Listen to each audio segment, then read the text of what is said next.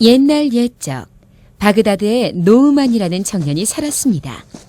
노우만은 착하고 예의 바른 청년이었지만 부잣집에서 태어나 특별히 하는 일 없이 매일 놀기만 했습니다. 그러다 아버지가 돌아가시자 노우만은 궁궐과 큰 재산을 물려받았습니다. 하지만 절약을 배우지 못한 노우만은 금세 모든 재산을 잃고 말았습니다. 돈이 떨어지자 노우만의 친구들은 모두 그를 떠났고 노우만은 모든 것을 팔아야 했습니다. 결국 노우만에게 남은 건 아무도 사지 않는 낡은 양탄자 하나뿐이었습니다. 노우만은 양탄자를 말아 팔에 끼고는 여러 곳을 돌아다니며 밤이면 양탄자를 깔고 잠을 청했습니다. 그러던 어느 날 노우만은 잠을 자다가 자신이 누워있는 양탄자가 공중으로 떠올라 하늘을 나는 꿈을 꾸었습니다. 노우만은 잠결에 중얼거렸습니다. 세상에 내 양탄자가 하늘을 날다니 이런 아름다운 꿈을 꾸다니 정말 행복하구나. 그런데 이게 웬일입니까? 노우만이 잠에서 깨어보니 양탄자는 정말 하늘을 날고 있었습니다. 양탄자는 바그다드 위를 날아 산과 언덕, 바다를 지나 밤새도록 날아갔습니다. 그리고 새벽이 다가올 즈음 노우만은 거대한 검은 구름이 다가오는 걸 보았는데 가까이서 보니 그건 구름이 아니라 어마어마하게 큰 독수리였습니다. 두려워진 노우만이 양탄자를 아래로 밀자 양탄자는 서서히 하늘에서 내려와 땅에 섰습니다. 산 위에 내려앉은 노우만은 주변을 살피다 큰 도시를 발견했고 그곳을 향해 걸었습니다. 한참을 걸어가던 노우만은 바위에 앉아있는 지친 노인을 만났습니다. 노우만이 걱정스런 눈빛으로 노인에게 말했습니다. 어르신, 이런 깊고 외진 산속에 어찌 혼자 계십니까? 나는 원래 숲에서 혼자 사는 사람이란다. 열매를 좀 따려고 나왔는데 너무 힘이 들어서 쉬고 있지.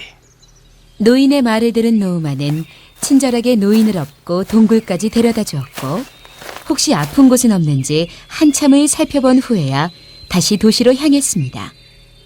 도시에 도착한 노우만은 이곳저곳을 다니며 일거리를 알아보았습니다. 그러다 다행히 궁 앞에서 궁궐의 요리사를 만나 일자리를 얻을 수 있었습니다. 노우만은 궁궐의 주방에서 열심히 일했습니다. 요리사는 이 허름한 차림의 청년이 총명하고 예의도 바른 데다가 보통 사람들은 알 수 없는 고급스러운 음식들과 예절을 잘 아는 것이 신기했습니다. 그래서 요리사는 노우만에게 공주의 식사 시중을 들게 하기로 마음먹었습니다. 어느 날 요리사가 말했습니다. 노만, 이리 와보거라. 오늘 공주님께서 공원에서 점심을 드실 건데 오늘 점심은 네가 준비해보거라. 네, 요리사님. 노만, 그런데 공주님께 반하면 안 된다. 우리 공주님은 너무나 아름다우시지만 누구도 공주님께 청혼을 할 수는 없어. 예? 무슨 말씀이세요? 우리 왕께서 공주에게 청혼하는 사람에게 아주 어려운 시험을 내는데 글쎄 그걸 통과한 사람이 없다니까. 게다가 시험에서 떨어지면 영원히 지하 감옥에서 살아야 한다고. 점심이 다가오자 노우만은 공원으로 찾아갔습니다. 공주는 정말 아름다웠습니다. 그날 이후 공주는 공원에서 자주 점심을 먹었고 노우만도 자주 공원으로 불려나가게 되었습니다.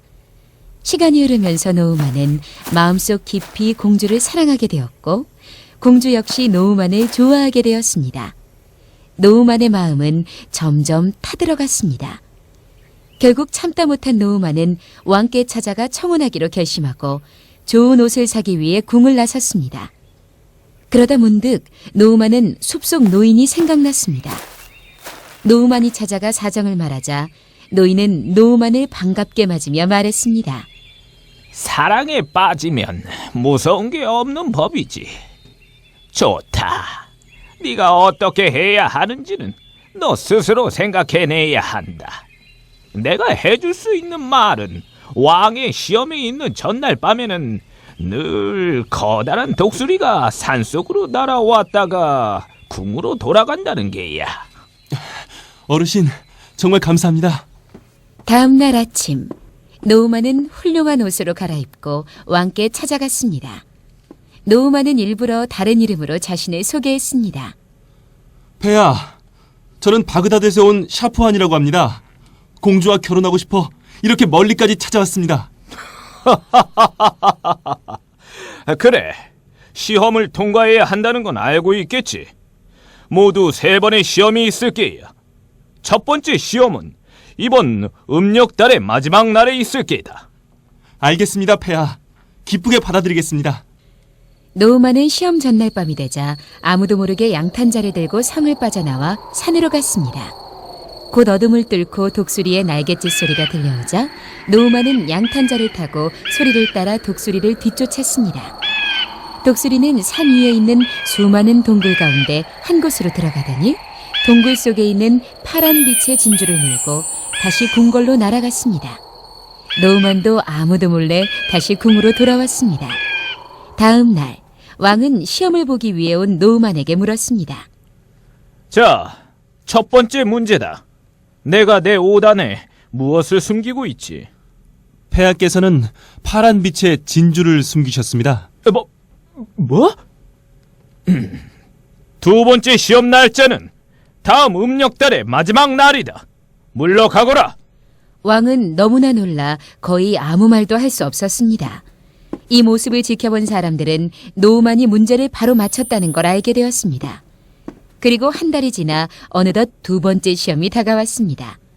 노우만은 이날도 몰래 궁을 빠져나와 양탄자를 타고 숲에 숨어 있었습니다.